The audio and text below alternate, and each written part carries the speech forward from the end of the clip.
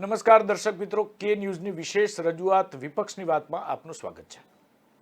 વિપક્ષની વાતમાં આજે ચર્ચા કરવાના છીએ ડોક્ટરોને પડી રહેલી હાલાકી ઉપર। જ્યારે ડોક્ટર મુશ્કેલીમાં હોય ત્યારે કેટલા દર્દીઓ મુશ્કેલીમાં મુકાય એનો અંદાજ કાઢવો મુશ્કેલ છે। હાલ તો અમદાવાદના અને આગળ જતા લગભગ આખા ગુજરાતના ડોક્ટરો માટે મુશ્કેલી ઊભી થાય એ પ્રકારની ઘટનાનું નિર્માણ થયું છે। વાત છે સી ફોર્મ રિન્યુએશનની।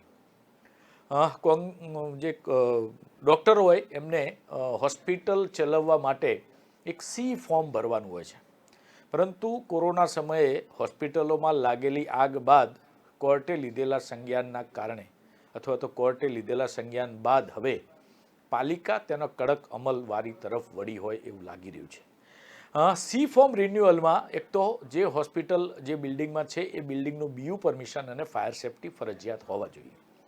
ફાયર સેફ્ટી સામે ડૉક્ટરોને વાંધો નથી, પરંતુ વર્ષો જૂની બિલ્ડિંગો કે જ્યાં બીયુ પરમિશન જે તે વખતે નહોતું, હવે એને લેવાની વાત છે। એને લઈ અને ડૉક્ટરોની મુશ્કેલીમાં વધારો થયો છે, કારણ કે અનેક હોસ્પિટલો બંધ થવાની કગાર ઉપર છે, અનેક હોસ્પિટલ ઉપર લટકતી તલવાર છે।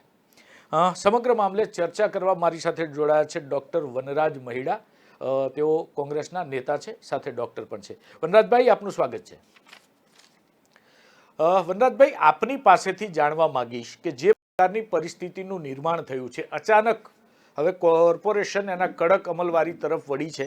સી ફોર્મમાં હોસ્પિટલના બીયુ પરમિશનનો મુદ્દો મહત્વનો છે, ફાયર સેફ્ટીનો મુદ્દો મહત્વનો છે। ફાયર સેફ્ટી સામે વાંધો નથી, પણ બીયુ પરમિશન હવે કેવી રીતે લાવવું? એક ડૉક્ટરે તો સરસ વાત કરી કે જો કરિયાણાની દુકાને મળતું હોય તો અમે તરત લઈ આવીએ, પણ એવું શક્ય નથી, કારણ કે એ બિલ્ડિંગ નોર્મ્સ પ્રમાણે છે। આટલા વર્ષો બાદ હવે અચાનક બીયુ પરમિશનની વાત કરે છે, અનેક હોસ્પિટલો ઉપર લટકતી તલવાર છે। શું કહેશો આપ?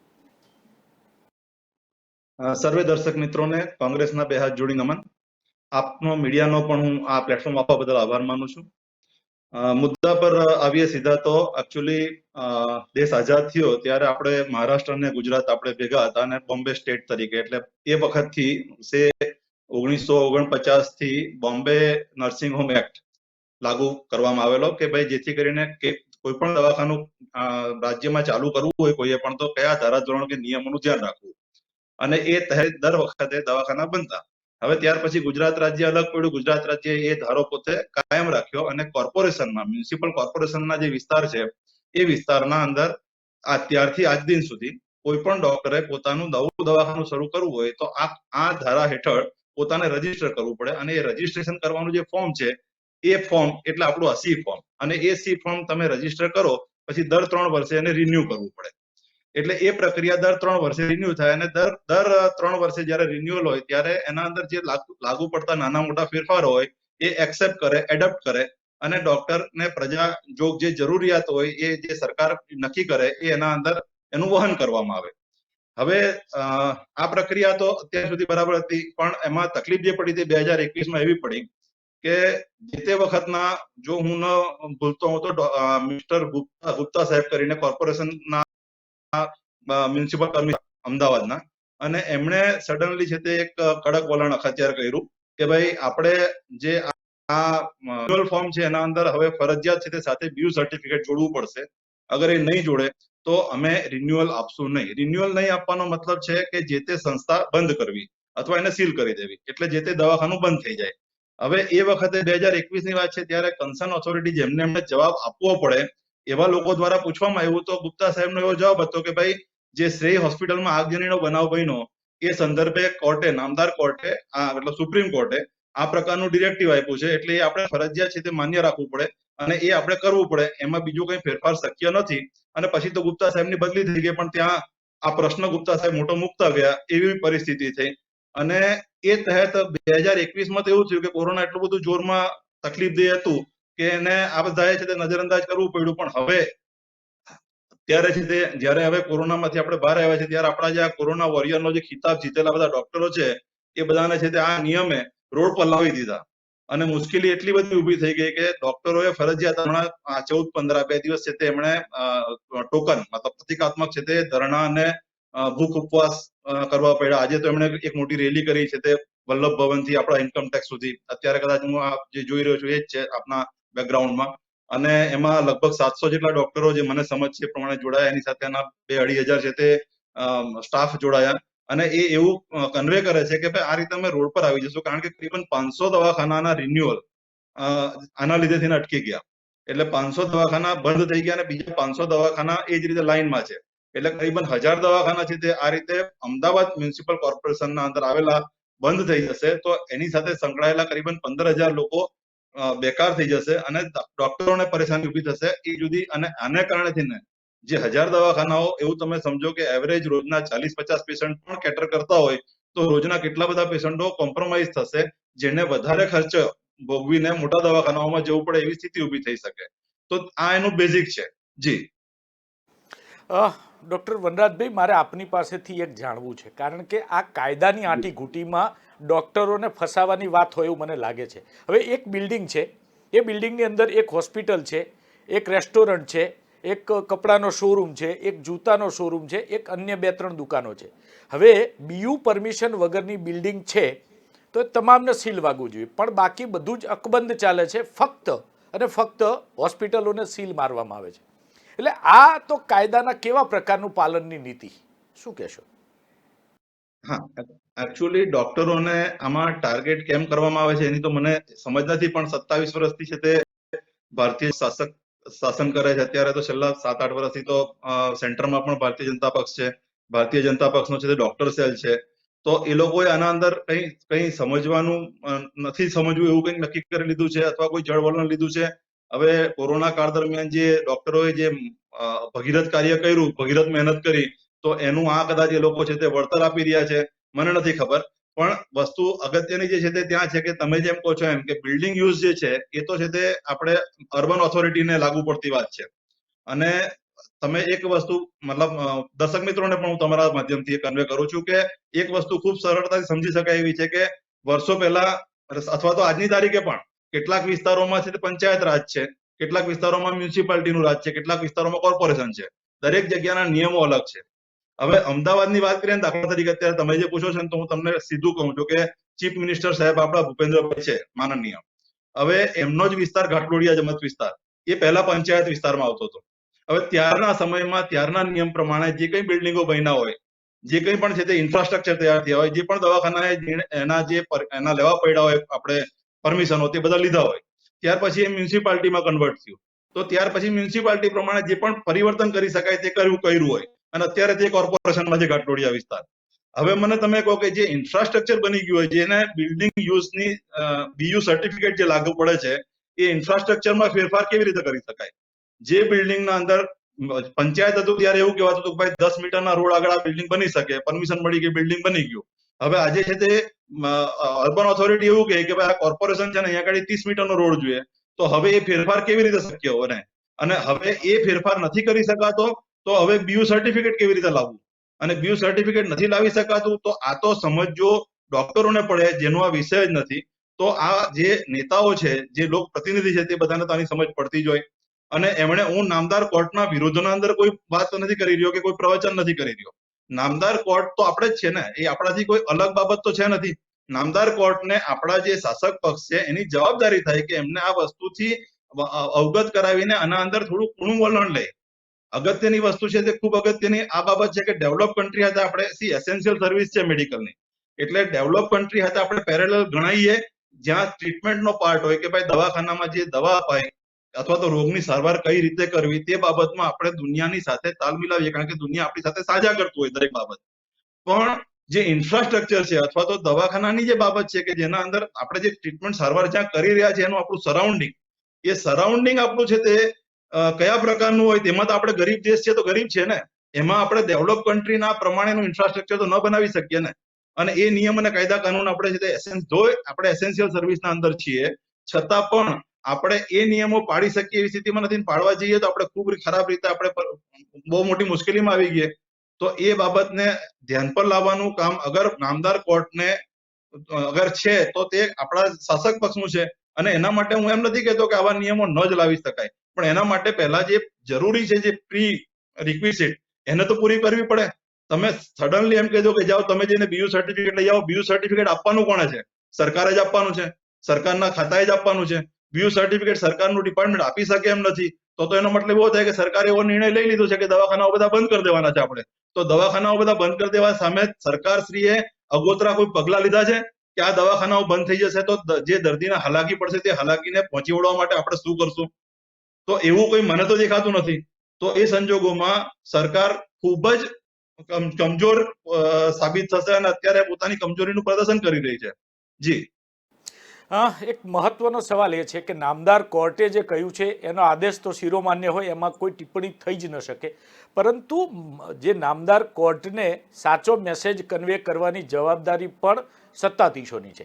કારણ કે જે પરિસ્થિતિ હતી, ઘણા બધા વિસ્તારો એવા હતા જે ગ્રામ્ય વિસ્તારોમાં હતા, એના લોઝ અને એના નિયમ પ્રમાણે બિલ્ડિંગો બન્યા અને હવે શહેરી વિસ્તારમાં ભળ્યા છે. નામદાર કોર્ટને તમારે એ પણ ગાઈડ કરવા જોઈએ કે આ પરિસ્થિતિ જો અત્યારે એક સામટા આટલી બધી બિલ્ડિંગોને સીલ મારી દેવામાં આવશે તો કોરોના કાળમાં હતી એના કરતાં પણ વધુ કપરી પરિસ્થિતિનું કદાચ નિર્માણ થઈ શકે. ખાલી અમદાવાદની જ વાત કરું તો અમદાવાદમાં ફક્ત ગુજરાતમાંથી નહીં, ગુજરાત બહારથી પણ દર્દીઓ દવાખાને આવે છે.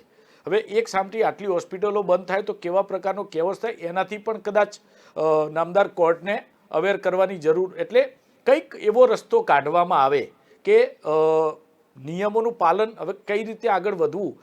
માનો કે ફાયર સેફ્ટીની પહેલી જે જરૂરિયાત છે એ સંતોષાઈ જાય, બાદમાં નિયમોમાં થોડા ઘણા ફેરફાર કરી અને હોસ્પિટલોને, એટલે આપની દ્રષ્ટિએ એવું તો શું થવું જોઈએ કે જે નામદાર હાઈકોર્ટનું માન પણ જળવાઈ જાય, હોસ્પિટલો પણ બંધ ન થાય અને જે લોકો એટલે દર્દીઓ અને ડૉક્ટર એમની અગવડતા પણ દૂર કરી શકાય?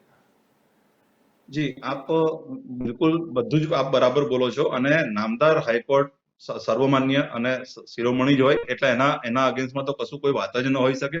આપણાથી કશું બોલી પણ ન શકાય, એ કે આપણે કરવું પડે અને આપણે કરતા જ આવ્યા છીએ. સવાલ જે છે તે કોર્ડિનેશન જે નામદાર હાઈકોર્ટ અને શાસક પક્ષ વચ્ચેનું જે કોર્ડિનેશન છે ત્યાં ગાડી કોઈ જગ્યાએ ખામી છે. તમે અત્યારે એક નાની એમથી વસ્તુને સમજો કે કોર્પોરેશનમાં આ છે તે અત્યારે નામદાર કોર્ટ જ્યારે કોઈ કાયદો બનાવે છે અથવા તો કોઈ સૂચન ડિરેક્ટિવ આપે છે તો એ તો આખા દેશને લાગુ પડે. હવે આખા દેશને બદલે એ કોર્પોરેશનમાં આટલું અને તે પણ અમદાવાદમાં જ. હવે કોર્પોરેશન તો આપણા ગુજરાતમાં 8 છે સાહેબ, 8 કોર્પોરેશનમાં તમે એક સાથે કાયદો લાગુ પડો તો 80% દવાખાના બંધ થઈ જશે. તો એ સંજોગોના અંદર તમે નામદાર કોર્ટને, હું પણ પ્રાર્થના કરું છું અને શાસક પક્ષ પ્રાર્થના કરી શકે એવું નહીં, શાસક પક્ષ એમને સાથે બેસીને આ વસ્તુ પર પૂર્ણ વલણ લેવા માટે આગ્રહ કરી શકે, પોતાની લાગણી વ્યક્ત કરી શકે. આના અંદર સીધું શાસક પક્ષે છે તે પગલા લેવાના ચાલુ કરી દીધા તો નામદાર કોર્ટે તો બરાબર છે ડિરેક્ટિવ આપ્યો ને એ પ્રમાણે કરવું જ પડે. તો શાસક પક્ષે છે તે આખા ગુજરાતમાં કેમ ના લાગુ પાડ્યું? શાસક પક્ષે બધા જ ધંધાના લોકોને આની અંદર કેમ ઇન્વોલ્વ ન કર્યા? શાસક પક્ષે છે તે બીયુ સર્ટિફિકેટ બધા જ લોકો પાસે કેમ ન માંગ્યું? હોટલ બિઝનેસ કે કાપડના દુકાન કે અનાજ કરિયાણા કે એ બધા જ લોકો તો બધા મોલ અને બધા મોટા બિલ્ડિંગો બંધ થઈ જશે. કારણ કે મ્યુનિસિપલ જાતે નામદાર કોર્ટમાં રજૂ કર્યું હતું કે અમદાવાદના અંદર પાસે બીયુ સર્ટિફિકેટ નથી. તો તે વખતે આ વસ્તુની ગહેનતા અથવા તો આ વસ્તુની ગ્રેવિટી ન સમજ પડી શાસક પક્ષને, તો મ્યુનિસિપલ કોર્પોરેશને આ રજૂઆત કરી ત્યારે સાથે એ વસ્તુની ન માગણી કરી. એક સાચી વાત છે આપની કે પહેલાથી, પરંતુ મને એવું લાગે છે કે આપણું જે મ્યુનિસિપલ તંત્ર છે એ ક્યાંક કાયદાનું પાલન કરાવવામાં ખૂબ ઉદાસીનતા વાપરતું હોય છે, એના કારણે આ બધી ઘણી બધી સમસ્યાઓ સામે આવતી હોય છે.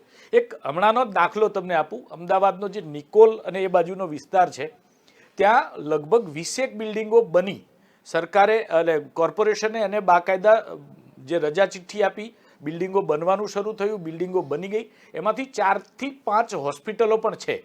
પણ જ્યારે બીયુ પરમિશન લેવાની વાત આવી ત્યારે ત્યાં એક પર્યાવરણ મંદિર બનેલું છે, જે મેડિકલ બાયો વેસ્ટ કહી શકાય કે કોઈના અંગ કપાયા હોય કે એ પ્રકારનું, એ બધું ત્યાં કચરો ઠાલવી અને પછી એને સીલ કરી દેવાનું હોય. તો કોર્પોરેશનથી આવડી મોટી વાત કેવી રીતે અજાણ હોઈ શકે? છતાં પણ બાંધકામની મંજૂરી આપી, બાંધકામો થયા, બિલ્ડરોએ વેચાણ કર્યા, લોકોએ ખરીદે, એમાં હોસ્પિટલો પણ બની. જ્યારે બીયુ પરમિશન લેવાની વાત આવી ત્યારે કોર્પોરેશને હાથ અદ્ધર કરી દીધા અને એવું કહ્યું કે પર્યાવરણ મંદિર અહીંયા બનેલું છે એટલે એની 500 મીટરની ત્રિજ્યામાં અમે લોકો મંજૂરી એટલે બીયુ પરમિશન આપી શકીએ નહીં. આ તે કેવા પ્રકારનું તંત્ર કે આખું 2 વર્ષનો પીરિયડ કોર્પોરેશનની મંજૂરીથી બિલ્ડિંગો બને છે, એનું વેચાણ થાય છે, દસ્તાવેજો થાય છે, પણ બીયુ પરમિશનની વાત આવે ત્યારે હાથ અદ્ધર કરે. પહેલાં એમને નહીં ભાન પડતી હોય આ રીતે કે અહીંયા મંદિર છે તો પહેલેથી જ પરમિશન ન આપવી જોઈએ? એક આપને હું ખૂબ જ મતલબ દુઃખ સાથે અને કોઈના પર આરોપ નથી મૂકતો, પણ આના અંદર છે ને કરપ્શનનું સેગમેન્ટ છે ને એક બહુ મોટો રોલ અદા કરે છે, અને એને ડામવા માટે છે ને શાસક પક્ષ ખૂબ જ નબળો સાબિત થયો છે. દરેક આને તમે જો થોડા પણ સભાનતાપૂર્વક એને ચકાસવા કોશિશ કરશો ને, તો તમને એ દેખાઈ જશે કે આ નિર્ણય લેતી વખતે ઘણા બધાએ હામી ભરી દીધી. કેમ તો કે ભાઈ એના અંદર બહુ સરળતાથી કરપ્શન થઈ શકે એવું છે. ખૂબ સરળતાથી છે તે ડોક્ટર જેવા લોકો જે સારું કમાય છે એના પાસેથી પૈસા મેળવી શકાય એમ છે. હવે એ વખતે એ ચૂકી ગયા કે ભાઈ એસેન્શિયલ સર્વિસ છે, એના સાથે છેડછાડ કરશું તો રાષ્ટ્રવ્યાપી એની ખૂબ જ ખરાબ અસર આવશે, કે આપણા રાજ્યવ્યાપી એની ખૂબ જ ખરાબ અસર આવશે. એસેન્શિયલ સર્વિસ છે તો એના ઉપર આપણાથી એવી રીતે એકદમથી પગલા નહીં લઈ શકાય. પણ એમને એવું સમજવું નથી.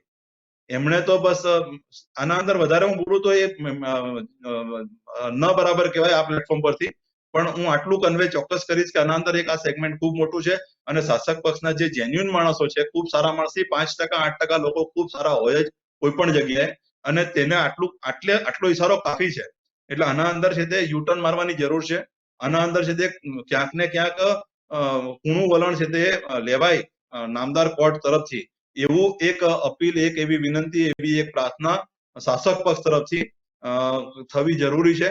અને આવા કોઈ પણ નિર્ણય જયારે લેવાના હોય ને ત્યારે છે તે તમારે જે સફરર અથવા તો જે ધારો કે ડોક્ટરો આના અંદર ઇન્વોલ્વ છે, અથવા ડોક્ટરો આના સીધા છે તે નુકસાન વેઠનારા છે, તો એનું એક એસોસિએશન અથવા એના મંડળ, એક એની કમિટી સાથે બેઠક કરવી જોઈએ, અને પછીથી એના ઉપર કોઈ પણ નિર્ણય પર આવવું. સીધો નિર્ણય થોપવાનો પ્રયત્ન, કારણ કે પ્રેક્ટિકલ ઘણી બધી બાબતો દરેક સેગમેન્ટની બધાને ખબર હોય એવું જરૂરી નથી. એટલે મેડિકલ સેગમેન્ટમાં આવો નિર્ણય લેવાથી કેટલા બધા મોટા પરિણામો દુઃખદ આવશે, અથવા કેટલી મોટી તકલીફ ઊભી થશે, એ સમજવા માટે એમણે ઇન્ડિયન મેડિકલ એસોસિએશન છે, સ્ટેટ લેવલે થાય છે, સક્ષમ છે, અને ખૂબ સારું માળખું બનાવીને બેઠા છે. એના કમિટી સાથે બેસીને જો ચર્ચા કરી હોત આ નિર્ણય લેતા પહેલા, આવું પરિણામ નહીં આવતા. પણ હજુ પણ દેર આયે દુરસ્ત આયે, એટલે આમાં કઈ એવું મોડું નથી થઈ ગયું હજુ પણ, કારણ કે ફરજિયાત છે આના અંદર નિર્ણય લેવો, અને ત્વરિત નિર્ણય લેવો ફરજિયાત છે. નહીં તો ખૂબ પરિસ્થિતિ કફોડી થઈ જશે. કારણ કે દવાખાનાનું કામ એવું છે કે તમે 2-4 મહિના માટે બંધ કરી દો અને ફરી પાછા કે હવે તમે ચાલુ કરો, તો એ બહુ તકલીફદેહી પરિસ્થિતિ થાય જે તે ડોક્ટર માટે. કારણ કે આપણે ત્યાં જે રીતે આપણે પ્રયત્ન કરતા હોય છે એસેન્શિયલ સર્વિસને જાળવી રાખવા માટે, દરેક ડોક્ટર લેવલે એ ખૂબ કઠિન હોય છે, અને એની નાજુકાઈને આપણે ડિસ્ટર્બ કરી દેશું અગર આપણે અત્યારે જો આના ઉપર સભાનતાપૂર્વક ધ્યાન નહીં કરીએ તો. પાણી વહી જશે, પછી પાર બાંધવાની કસરત કરશું, અને પરિણામ આપણને એટલું સારું હાથમાં નહીં આવે. જી. એક મહત્વનો સવાલ ડૉક્ટર સાહેબ આપને પૂછવો છે. હોસ્પિટલો સાથે અનેક લોકો સંકળાયેલા છે. કોરોના કાળ પછી લોકોની આવક વધી નથી, ખર્ચા ચોક્કસ વધ્યા છે કારણ કે મોંઘવારી વધી છે. એવા સમયે હોસ્પિટલના ડૉક્ટર્સ, એમના સ્ટાફ, પેરામેડિકલ સ્ટાફ, એમના સહયોગીઓ, એમ્બ્યુલન્સ, ઘણી બધા લોકો, એટલે બહુ જ મોટી સંખ્યામાં લોકો આ બિઝનેસ સાથે સંકળાયેલા છે. હવે અચાનક જો આ પ્રકારનો નિર્ણય કરવામાં આવે તો જે કેટલા એવા લોકો છે કે જેની રોજગારીનો સીધો પ્રશ્ન ઊભો થાય. સરકાર બીજી તરફ, એક તરફ મોંઘવારી વધી છે, બીજી તરફ રોજગારી. આજે જ હું વાત કરતો હતો તો કેટલીક હોસ્પિટલોમાં જે મેડિકલ સ્ટાફ હોય એ છેલ્લા 15-20 વર્ષથી આ ડૉક્ટર સાથે સંકળાયેલા હોય, મેડિકલ સેવા કરી શકતા હોય, એ હવે આવતીકાલે આ ધંધો બંધ થશે તો તાત્કાલિક બીજા કોઈ માર્ગે જઈ નથી શકવાના. એટલે સીધી જ આર્થિક નુકસાનીની વાત ઘણા બધા લોકો માટે આવી રહી છે. આને પહોંચી વળવા માટે સરકારે કશું વિચાર્યું નથી, આ પ્રકારના નિર્ણયો પર આવ્યા છે. આપ શું માનો છો, આ લોકો છે જે ડૉક્ટરી સેવા સાથે સંકળાયેલા છે, એમની આર્થિક સ્થિતિ ઉપર કેટલી મોટી અસર પડી શકે? સાહેબ, આપ સમજો કે કોઈ પણ નાનું હોસ્પિટલ તમે 10 બેડનું લઈ લો ને, જે સામાન્ય રીતે એવા જ બધા દવાખાના જે અત્યારે સીલ થવા જઈ રહ્યા છે, તો સીલ થયા છે, તો એમાં 20 થી 22 નો સ્ટાફ હોય, ઇન કેન પ્રકારે જોડાયેલો હોય, ક્લાસ 1 થી ક્લાસ 4 સુધી. અને એસેન્શિયલ સર્વિસ આપણી છે ને, એના અંદર જે રીતનું માળખું છે ને, આપણા દેશની જે રીતની આર્થિક સ્થિતિ છે ને, એમાં કોઈની પણ સ્થિતિ એવી ન હોય, મતલબ ડેલી વેજીસ જેવી જ સ્થિતિ હોય, રોજનું રોજ કમાઈને જીવનારા પ્રકારનો જ આખો આ માળખા સાથે સંકળાયેલો સ્ટાફ હોય, ઇન્ક્લુડિંગ ડોક્ટર. એટલે કદાચ તમને મારી વાત અતિશયોક્તિ લાગશે, ચંદ ડોક્ટરોને બાદ કરીને મોટાભાગના ડોક્ટરોની એવી સ્થિતિ હોય કે એ એવું ન વિચારી શકે કે ભાઈ 50 વર્ષ થઈ ગયા એટલે હવે હું દવાખાનું ન ચલાવું તો મારું જિંદગી સારી રીતે વીતી જશે. એટલે કે 55 વર્ષ થઈ ગયા તો હવે હું રિટાયર. હવે એવું દરેક ડોક્ટરને તમે જોશો આપણા ઇન્ડિયાના અંદર, તો એ એમની 75-80 વર્ષની જિંદગી સુધી આજીવન છે તે દવાખાનાના કાર્ય સાથે જોતરાયેલા રહે અને સતત છે તે એ કાર્ય એમણે આ કરવું પડે. આ જે ફરજિયાત કરવું પડે છે એનું હું તમને કારણ આપું છું. અને એટલે જો દવાખાના સડનલી બંધ કરવામાં આવે તો ક્લાસ 1 થી ક્લાસ 4 સુધીના એ બધા 20-22 લોકો દર દવાખાને, અને એવી રીતે તમે જો ખાલી અમદાવાદમાં 1000 લોકો તો ગુજરાતના તમે ગણો, અને કોર્પોરેશન લેવલે હવે આ નિયમ જે લાગુ પડે છે, ધારો કે ડિરેક્ટિવ સુપ્રીમ કોર્ટે આપ્યું તો એમણે ખાલી કોર્પોરેશન માટે નથી આપ્યું, એમણે તો આખા દેશ માટે આપ્યું છે. એટલે દરેક લેવલે જ્યાં ક્યાંય પણ દવાખાનું છે ત્યાં ગાડી આ લાગુ પડે. તો તમે કલ્પના તો કરો કે શું પરિસ્થિતિ ઊભી થાય આપણા દેશના અંદર. આપણે 2001 ડોક્ટર જોઈએ એના બદલે આપણે 6000-8001 ડોક્ટર છે. એટલે બાકી બધો સ્ટાફ એ રીતે કોમ્પ્રોમાઇઝ સ્ટેટસમાં, અને એ સંજોગોના અંદર એમણે આ પરિસ્થિતિ ઊભી કરીને કઈ જગ્યા પર લઈ જવું છે દેશને. તમે વાતને સમજો કે એસેન્શિયલ સર્વિસ છે, આનાથી દેશના આર્થિક વિકાસ કે ગ્રોથને કઈ બહુ મોટી ઇફેક્ટ નથી આવતી, પણ હેલ્થ ઇટસેલ્ફ ખૂબ જ અગત્યની બાબત છે. તમારું હેલ્થનું તંત્ર જો ખોરવાઈ જાય તો તમે તમારા બધા બીમાર નાગરિકો શું ગ્રોથ લેશે? તમારા બધા બીમાર નાગરિકો રાષ્ટ્રને કઈ તરફ લઈ જશે? તો આ બાબત ઉપર ફોકસ કરીને અર્લીએસ્ટ પોસિબલ, ફાસ્ટેસ્ટ પોસિબલ અને યોગ્ય સારો નિર્ણય શાસક પક્ષ કરે. શાસક પક્ષના બાકીના બધા પક્ષો સાથે પણ કોમન મીટિંગ બોલાવે, એના બધા પક્ષોનું સાજા છે તે કોઈ નિર્ણય એકઠા થઈને લે. એમાં છે તે જે સફરર છે, જે મેડિકલ ડોક્ટર્સ, એમની પણ કમિટીના અંદર સાથે બેસાડે. મારી આ વિનંતી છે, હું આપના પ્લેટફોર્મથી આ નમ્ર અપીલ કરું છું, અને ફાસ્ટેસ્ટ પોસિબલ હું એવું માનું છું ચોક્કસ જ કે શાસક પક્ષના અંદર કેટલાક જેન્યુઅન લોકો છે જ જે આ બાબતને ત્વરિત ધ્યાન પર લેશે જ. હું કોંગ્રેસ પક્ષમાં છું છતાં પણ હું કહું છું કે જેન્યુઅન દરેક પક્ષ પાસે જેન્યુઅન લોકો હોય જ. અને આ બાબત એવી નથી આના અંદર કે હું કોંગ્રેસ પક્ષ તરીકે માત્ર વિરોધ કરીને છૂટી જાઉં એમ. જી સાહેબ, આપ વર્ષોથી આ ફિલ્ડ સાથે સંકળાયેલા છો. એવું તમારી દ્રષ્ટિએ જો આનો કંઈક એટલે ટેમ્પરરી અથવા પરમેનન્ટ સોલ્યુશન લાવવું હોય કે અત્યારે વચગાળાના કેટલાક સમાધાન લાવવા હોય તો આપની દ્રષ્ટિએ સમાધાન શું હોઈ શકે?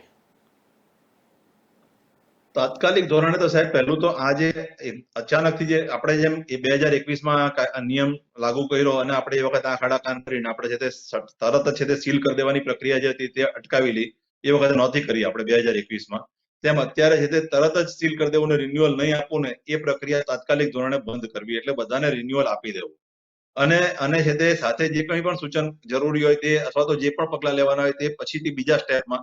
અને એમાં જે ઊણું વલણ જે લઈ શકાતું હોય તો જો એક વસ્તુ મારી સમજો કે બિલ્ડિંગ બીયુ સર્ટિફિકેટ છે ને એના પોતાના ઘણા બધા જરૂરી ફાયદાઓ પણ છે. એટલે હું એનો વિરોધ નથી કરતો કે ભાઈ આ સર્ટિફિકેટ જોઈડા વગર આમ કરી દેવું જોઈએ, એમ હું નથી કહેતો. પણ જે પણ તમારે સારા પગલા ભરવા છે તો એ સારા પગલા તમારી ગઈકાલની જે સારપ છે એને નુકસાનદેહ હોય એ રીતે તો ન ભરાતા હોવા જોઈએ.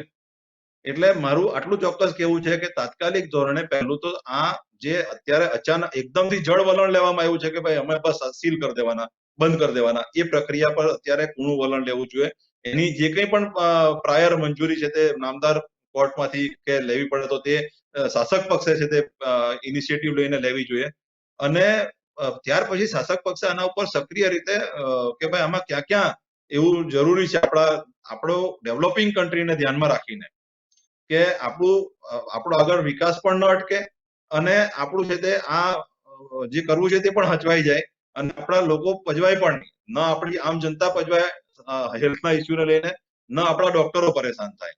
અને એના અંદર આઈએમએ પાસે છે તે આઈએમએ ની કમિટીને જો સાથે રાખે શાસક તો એમાંથી એમનો પોતાનો પણ ડોક્ટર સેલ છે, એટલે એની પણ કમિટી હશે તો એને પણ સાથે રાખે. અમે વિરોધ પક્ષ સાથે બેસવા તૈયાર છે. એટલે આમ અત્યારે તમે મને પૂછો ને હું 1, 2, 3, 4, 5 એમ ગણાવી દઉં તમને એવું શક્ય નથી, કારણ કે આના અંદર ઘણા બધા જેન્યુઅન પોઈન્ટ છે જેની ડેલિકસીને લક્ષમાં લઈને નિર્ણય લેવા પડશે એમ. એટલે આ ગલત છે અને આ ન કરવું જોઈએ, આ બંધ થઈ જવું જોઈએ, આવા કોઈ સ્ટેન્ડ લઈ શકાય એવું નથી. પણ અત્યારનો શાસક પક્ષ આના અંદર ચોક્કસ જ ફેલ છે, એ વાત હું સ્પષ્ટ કહી શકું એમ છું કે શાસક પક્ષે આની ગરિમાનું ધ્યાન નથી રાખ્યું. આ વિષય પર જે ફોકસ કરવું જોઈએ તે નથી કર્યું. આ બાબતે જે કંઈ પણ કાળજી લેવાવી જોઈએ તે નથી લેવાય. એ હું ચોક્કસ શાસક પક્ષ ઉપર આરોપ મૂકું છું. જી સાહેબ, ખૂબ સાચી વાત કરી આપે. ક્યાંક જે સત્તા પક્ષ છે તેના તરફથી ચૂક થઈ છે. એ મેસેજ પ્રોપર કન્વે કરવામાં ચૂક થઈ છે અથવા તો પછી એના ઇમ્પ્લિમેન્ટેશનમાં ચૂક થઈ છે. આપ અમારી સાથે જોડાયા, આપનો કિંમતી સમય કાઢીને એ બદલ આપનો ખૂબ ખૂબ આભાર. તો જે પ્રકારની પરિસ્થિતિ ગુજરાતમાં હવે પ્રવર્ત થઈ રહી છે, અમદાવાદમાં એ સ્થિતિની નિર્માણ લગભગ હવે થવા જઈ રહ્યું છે. કેટલાક ડૉક્ટરોના ક્લિનિક ઉપર લટકતી તલવાર છે. કોર્પોરેશન ગમે તે ઘડીએ તેમને સીલ કરી શકે છે. 40થી વધુ બિલ્ડિંગો સીલ થઈ ચૂકી છે. પરંતુ નામદાર કોર્ટનો જે આદેશ છે એનું પાલન થાય એમાં કોઈ બેમત ન હોઈ શકે. કોર્ટના આદેશનું પાલન થવું જ જોઈએ.